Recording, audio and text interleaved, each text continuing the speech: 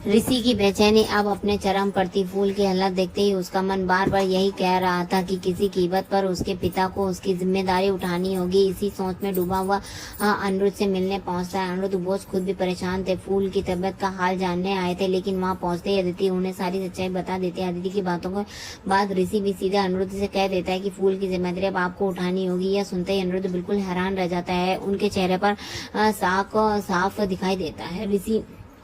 ऋषि ने फूल की हालत के बारे में बताना शुरू किया। वो कैसे एक्सीडेंट की बुरी तरह से घायल हुई है और अभी अस्पताल में ऑपरेशन के बाद गंभीर स्थिति में है। लेकिन जब उसके बाद उसके पिता के नाम तक आती है तो ऋषि एक कहानी गढ़ देता है और कह देता है कि फूल के पिता का कोई नामो निशान नहीं है। उसने एक बार प्रयास पराशर का नाम लिया था लिया, लेकिन तुरंत ही अपनी बात पलट दी थी। मुखिया जी जो हमेशा से ऋषि को समझाते और उसका मार्गदर्शन करते थे, इस बार भी सोच में पोल पड़ते हैं। उनका कहना था कि चाहे जो हो, फूल के गांव जाकर उनकी माँ और घर वालों को सच्चाई बताना ही पड़ेगा। शायद यह उनकी आखिरी मुलाकात हो, इसलिए यह छुपाना अभी ठीक नहीं है। ऋषि पहले तो थोड़ी दुविधा में पड़ता है, लेकिन मुखिया जी की बात मानकर गाँव जाने का निश्चय कर लेता है। दूसरी तरफ अनिरुद्ध बार बार यही समझाने की कोशिश करता है कि बिना किसी ठोस सबूत के ऐसी बातें मनाना मुश्किल है।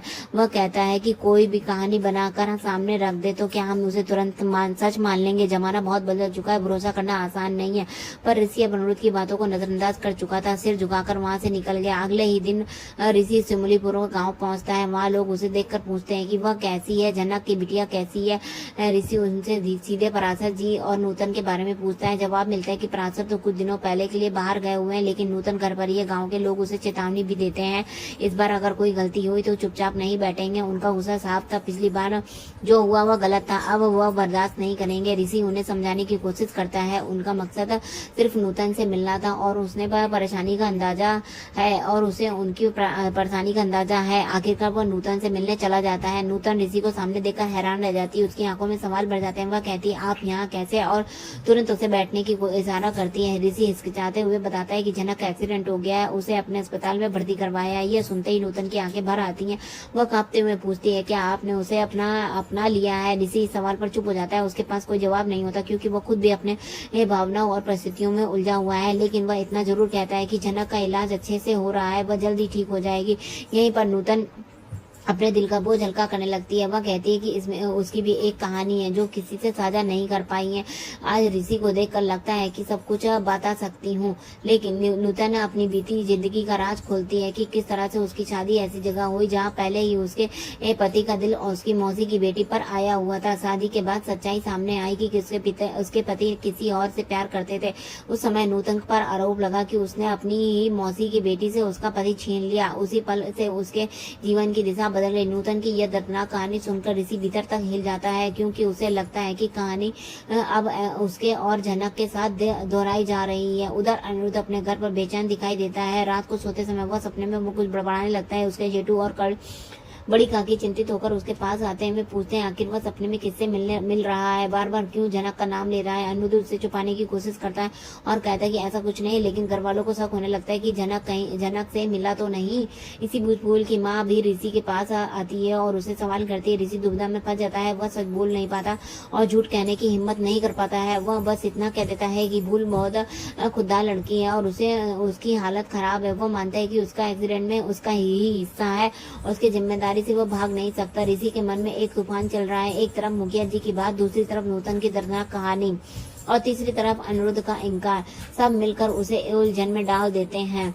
लेकिन अब फैसला साफ है। ऋषि ने जो राह चुनी है उस पर उसे चलना ही होगा। फूल की जिंदगी उसकी जिम्मेदारी बन चुकी है और चाहे उसके पिता कोई भी हो, चाहे कुछ भी कहे, ऋषि को पीछे हटने वाला नहीं है। नूतन की आंखों के आंसू और उसकी कहानी से उसे यकीन दिला दिया कि कुछ रिश्ते किस्मत लिखती है, उन्हें निभाना ही पड़ता है। अनिरुद्ध भले ही इनकार करता रहे, लेकिन ऋषि के लिए अब फूल उसकी अपनी दुनिया का हिस्सा बन चुकी है।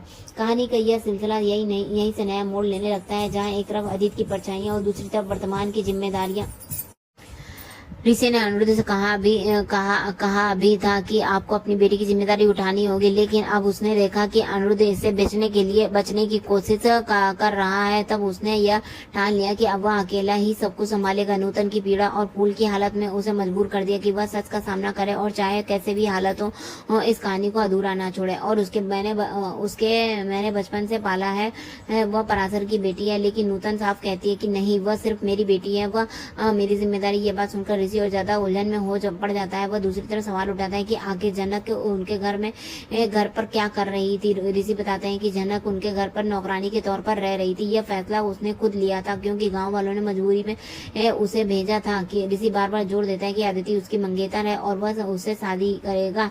लेकिन दादा भाई का कहना होता है कि शादी चाहे जैसी भी हो, शादी ही होती, उसे स्वीकार करना ही पड़ेगा। ऋषि कहता है कि उसने जनक से शादी केवल अपनी जान बचाने के लिए की थी। उसका इरादा कभी उसके साथ गृहस्थी बसाने का नहीं था। ये सुनकर दादा भाई गुस्से में आ जाते हैं और ऋषि को एक बड़ा सच बताते हैं। वह कहते हैं कि चाहे ऋषि माने या न माने, उन्होंने पहले ही जनक को अपनी बेटी मान लिया था। अगर ऋषि को इससे कोई समस्या है तो उसे घर छोड़ना होगा। यह सुनकर ऋषि और अदिति दोनों हैरान हो जाते हैं। दोनों गुस्से में वहां से निकल जाते हैं, लेकिन घर का माहौल पूरी तरह बदल चुका होता है। इसी बीच पुलिस का एंगल भी सामने आता है। पुलिस के वरिष्ठ अधिकारी अपने जूनियर से कहते हैं कि जनक को ऋषि की जांच में शामिल करना जरूरी है। अगर ऋषि को अपनी नौकरी बचाना है तो उसके लिए जनक को अपनी पत्नी के रूप में स्वीकार करना होगा। इसी बीच पुलिस वाले बार बार जनक को बयान देने के लिए बुलाते हैं। दादा भाई जनक की जिम्मेदारी अपने कंधों पर ले चुके हैं, लेकिन परिवार इस मुद्दे पर चुप्पी साध लेता है। अदिति कहती है कि दादा भाई जनक को कभी नहीं भूल सकते। दादा भाई भी जनक की सादगी और उनके मन की पवित्रता की तारीफ करती है। दूसरी तरफ ऋषि बार बार यही सोचता है कि अब उसकी वजह से हो रहा है सब कुछ। जनक का जीवन उसकी जिंदगी में जुड़ गया है। अब सब कुछ नियंत्रण उसके बाहर निकलता जा रहा है। जनक मंदिर में जाती है, वहीं शरण ले लेती। पुजारी के अंतिम अनुमति से वह वहां ठहरती, आंखों में आंसू लिए वह भगवान से प्रार्थना करती है कि ऋषि ने नौकरी सुरक्षित रहे और उसका जीवन खुशहाल रहे। ये वादा करती है कि ऋषि चाहे उसे अपनाए या ना अपनाए, लेकिन वह हमेशा पत्नी का कर्तव्य निभाएगी। उनका संकल्प देखकर लगता है कि उसने खुद को पूरी तरह से इस रिश्ते में समर्पित कर दिया है। लेकिन कहानी यही नहीं रुकती। अगले दिन जनक एक साथ दुर्घटना हो जाती है। यह खबर ऋषि को मिलती है, उसका दिल बैठ जाता है। वो भागकर पहुंचता है और खुद से सवाल करता है कि आखिर क्यों खुद को रोक नहीं पाया, क्यों उसकी परवाह करने लगा। क्या उसका दिल सच में जनक के लिए कुछ और महसूस करने लगा। अदिति इस समय ऋषि के सामने अपनी स्थिति को स्पष्ट करती है और वह कहती है कि वह उसकी भावी पत्नी है और उसे कोई अधिकार नहीं है कि जनक के साथ ऐसा वह रिश्ता निभाए। ऋषि भी अदिति के सामने अपना दर्द व्यक्त करता है और कहता है कि जनक ने उसकी शादी महज एक मजबूरी थी, लेकिन दादा भाई का फैसला अब हम पर भारी पड़ रहा है, क्योंकि उन्होंने जनक को बेटी की तरह स्वीकार कर लिया। इसी दौरान पुलिस का दबाव और दादा भाई की दया दोनों जनक के चारों ओर एक अदृश्य घेरा बना देते हैं। जनक खुद से कोई आग्रह नहीं करती, लेकिन मंदिर में बैठकर हर वक्त ऋषि की भलाई के लिए प्रार्थना करती रहती है। इसी बीच अस्पताल का सीन आता है, जहाँ जनक की हालत बहुत खराब होती है। डॉक्टर कहती है कि उसका खून बहुत बह चुका है, अगर तुरंत इलाज न हुआ तो वो बच नहीं पाएगी। ऋषि डॉक्टर से कहता है इलाज तुरंत शुरू कीजिए, जो भी जिम्मेदारी होगी वह खुद उठाएगा। लेकिन डॉक्टर सख्ती से कहता है कि बिना किसी परिजन की मंजूरी के यह रिस्क नहीं ले सकता। इसी समय दूसरी तरफ अनिरुद्ध अपने कमरे में बैठा फूल के बारे में सोचता है। उसका दिमाग में बार बार वही बातें घूमती रहती हैं। वो फूल सी बच्ची वही है जो जिनका सच्चाई उसने सालों पहले अनदेखी कर दी थी। वह याद करता है कि जब जनक प्रेग्नेंट थी तो उसे पता था कि पेट में बच्चा है, लेकिन उसने मुंह मोड़ लिया था और भाग गया था। यह सोचकर उसका दिल और दिमाग दोनों उलझ जाते हैं। तभी जेठू उसके पास आते हैं और पूछते हैं क्या चाहिए, लेकिन अनिरुद्ध कुछ नहीं कह पाता। तभी अचानक अर्सी वहां आ जाती है और लगातार अनिरुद्ध से सवाल पर सवाल करने लगती है और कहती है कि तुम अभी तक जनक को क्यों याद करते हो, क्यों उसे भूल नहीं पाते। अर्सी की बातों में साफ साफ समझ आता है कि उसके मन में जनक के मन में हमेशा गलतफहमी रही है। वह मान ही नहीं सकती कि अनिरुद्ध आज भी उसके बारे में सोच सकता है। घर के माहौल में भी तनाव बढ़ता है। मुखिया जी जब भी कुछ कहते हैं तो फूल का नाम सामने आता है, जिससे बाकी लोग चिढ़ जाते हैं। अदिति गुस्से में कहती है कि आपको यह भी याद है कि हमारे पिता ने कितनी मदद की थी, अगर वह ना होते तो आज ऋषि को हम इस तरह से बचा नहीं पाते। लेकिन मुखिया जी का मानना है कि फूल और जनक की कहानी अब हर किसी की जिम्मेदारी है।